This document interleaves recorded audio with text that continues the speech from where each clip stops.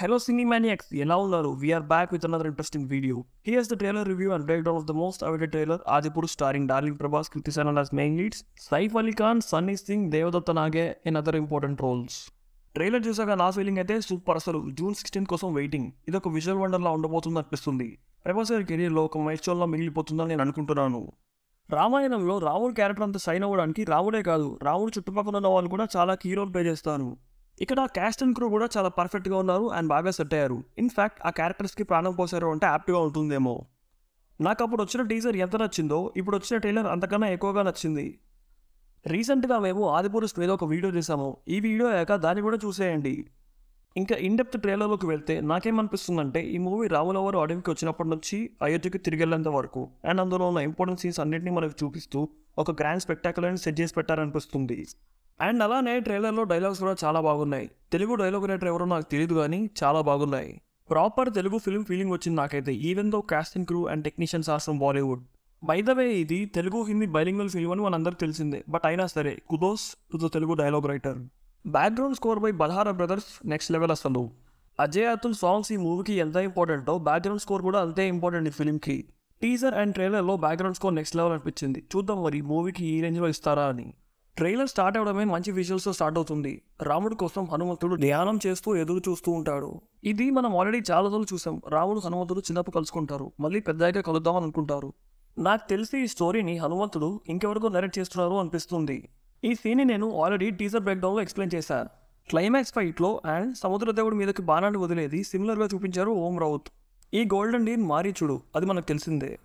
సైఫ్ అలీ ఖాన్కి మన రవిశంకర్ గారు డబ్బింగ్ చెప్పారు. అలానే హనుమంతుడు రోల్ చేసిన దేవదత్త నాగే గారికి ఎంసీవరాజు గారు డబ్బింగ్ చెప్పారు.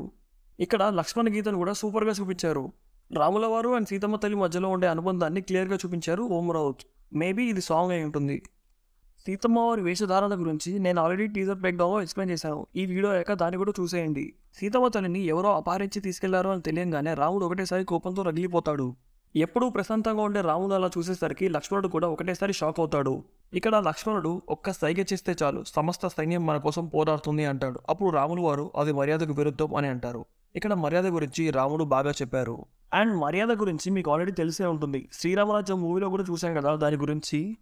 సీత అంటే రాముడికి ప్రాణం, కానీ ఎవరో రాజ్యంలో కథను అలా అన్నాడని కుటుంబం కన్నా రాజ్యమే ఎక్కువ అని అనుకొని సీతమ్మ వారిని వనవాసానికి పంపిస్తాడు రాముడు. అదే వేరే రాజు ఆ ప్లేస్లో ఉండి ఉంటే అతను అక్కడే చంపేస్తారు. అలానే రాముడు ఒక క్షత్రియుడు అంటే రాజు. ఒక రాజుకి తన రాజ్యమే ఫస్ట్ ప్రయారిటీ. కానీ ఎప్పుడైతే తన తండ్రి వనవాసానికి వెళ్ళమంటాడో అప్పుడు రాజ్యధర్మం కన్నా పుత్రధర్మమే ఇంపార్టెంట్ అని అన్నీ వదిలేసి వనవాసానికి వెళ్ళిపోతాడు రాముడు. రామాయణంలో ఇలాంటి ఎగ్జాంపుల్స్ చాలా ఉన్నాయి. అందుకే రాముడిని అందరూ మర్యాద పురుషోత్తమ రామ అని అంటారు. నెక్స్ట్ సీన్ మనకు ఆల్రెడీ తెలిసిందే. శబరి ఎంగిలి చేసి ఇచ్చిన పనులని మన రాముడు తింటాడు. అక్కడ ఉండే డైలాగ్ నాకు చాలా బాగా నచ్చింది. మనం జన్మతో కాదు చేసే కర్మతో చిన్న పెద్ద అవుతాము అని. అందుకే ఇందాక తెలుగు డైలాగ్ రైటర్ని ఎంతగా పొగిడింది. ఇక్కడ ఈ షాట్లో వానర సైన్యం అంతా రామసీతుల్ని నిర్మిస్తున్నారు. ఈ సీన్లో హనుమంతుడు సంజీవిని కోసం వస్తాడో అనిపిస్తుంది. అండ్ అలానే ఈ మూవీలో మన రాముడికి రాఘవ ఎలాగో అలానే హనుమంతుడికి బజరంగ్. ఇది మీకు ఆల్రెడీ తెలిసిందే, లక్ష్మణుడి కోసం సంజీవిని తెస్తున్న షాట్. ఇది లంకకు పయనం అయ్యే షాట్. టీజర్లో మనం ఆల్రెడీ చూసాము. ఇక్కడి నుండి రాముల వారి ప్రయాణం స్టార్ట్. ఎప్పుడైతే హనుమాన్ సీతమ్మ వారి జాడ తెలుసుకొని వస్తాడో అప్పుడు రాముడు వానర సైన్యం అందరితో కలిసి సాగర తీరానికి వెళ్తున్న సీన్స్ ఇవి. ఇది మన బజరంగ్ లంకను తగులుపెట్టే సీన్. సీతమ్మ వారికి రాముడి ఉంగరాన్ని ఇస్తున్న సీన్ ఇది. అండ్ ఇక్కడ ఈ సీన్లో కూడా డైలాగ్స్ చాలా బాగుంటాయి.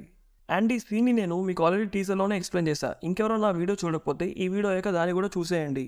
నాకు తెలిసి ఈ సీన్ డెఫినెట్లీ ఇంటర్వెల్ సీనే. రాముడు వానర సేనకి మోటివేషన్ ఇస్తున్న సీన్ ఇది. ఆల్రెడీ ఈ డైలాగ్ ఎక్స్టెండెడ్ వర్షన్ని నేను ఇంకొక వీడియోలో చెప్పాను. నాకైతే ఈ సీన్ చూడంగానే బాహుబలి మూవీలో మహాసేన అనే సీనే గుర్తుకొచ్చింది. మీకు అలానే అనిపించిందో లేదో కింద కమెంట్స్ మెన్షన్ చేయండి. గ్రాఫిక్స్ మాత్రం నెక్స్ట్ లెవెల్ ఉన్నాయి. Can't wait to watch it in theatres on June 16th. వానర సైన్యం అంతా అటాక్ చేస్తున్న సీన్ ఇది. ఈ ట్రైలర్లో నాకు స్లో మోషన్ షాట్స్ బాగా అనిపించాయి. ఇక్కడ రామసేతుని నిర్మిస్తున్న వానర సైన్యం. ఈ సీన్ మొత్తం యుద్ధం అయిపోయాక వస్తుంది, చూస్తూనే అర్థమవుతుంది. లంకేష్ ఎంట్రీ ట్రైలర్లో శివుడికి పూజ చేస్తున్నాడు చూపిస్తారు. టీజర్లో అంత హైలైట్ చేసి ఇప్పుడు అసలు ట్రైలర్లో జస్ట్ ఒక షాట్ పెట్టారు. దీనికి రీజన్ ఏంటో నాకు తెలీదు. మీకేమైనా రీజన్ తెలిస్తే కింద కమెంట్స్లో మెన్షన్ చేయండి. నేను ఆల్రెడీ టీజర్ బ్రేక్డౌన్లో కూడా చెప్పాను లంకేష్కి బ్లూగా ఎందుకు చూపిస్తారో అని. మొత్తానికి ఆదిపురుష్ ట్రైలర్ అయితే నాకు చాలా బాగా అనిపించింది. సినిమా మీద ఇంకా ఎక్స్పెక్టేషన్స్ పెంచేసింది. ట్రైలర్ మీకు ఎలా అనిపించిందో కింద కమెంట్స్లో మెన్షన్ చేయండి. అలానే మా ఈ వీడియో చూడడం మర్చిపోకండి.